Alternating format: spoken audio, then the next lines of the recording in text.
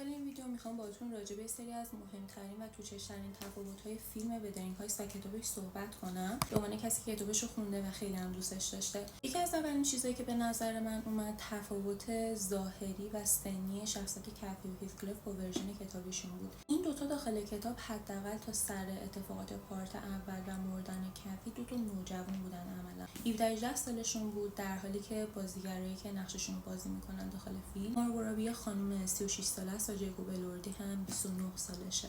نژاد هیثکلیف هم با اینکه بهش اشاره مستقیمی داخل کتاب نشده بود، ولی خب به عنوان یه شخصیت رنگین پوست با پوست تیره و موی تیره توصیف شده بود که از نظر ظاهری تفاوت فاحشی با بقیه شخصیت‌های کتاب داره که خب همشون سفید پوستن و همین هم عامل خیلی از رفتارهای نژاد پرستانه و ظالمانه‌ای میشه که با هیثکلیف انجام میدن از تمام کسایی که اجازه ندادن اونو کتی به هم دیگه برسن انتقام بگیره.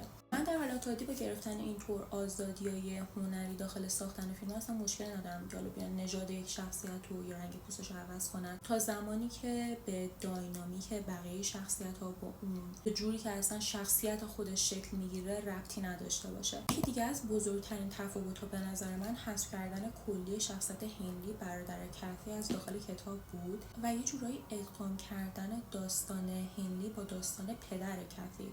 پدر کافی برخلاف جوری که داخل فیلم نشونش میدن تنها کسی بود که داخل کتاب با هیثکلیف به خوبی رفتار میکرد، اونو حتی بیشتر از پسر واقعی خودش دوست داشت و هنلی بود که در اصل بعد از مرگ پدرش شروع به سوء استفاده کردن از هیثکلیف کرد، مدام آزارش میداد، کتکش میزد، اونو تبدیل به خدمتکار کرد و در نهایت خودش یه آدم الکلی شد و مرد. دقیقاً مثل سرنوشت پدر کافی داخل فیلم. حالا یکی از مهمترین و عجیبترین تفاوت‌های بین کتاب و فیلم داستان ایزابل بود. ایزابل برخلاف رفتاری که داخل فیلم داشت اصلا دستش با هیثکلیف داخل یک کاسه نبود، آدم مازوخیستی نبود.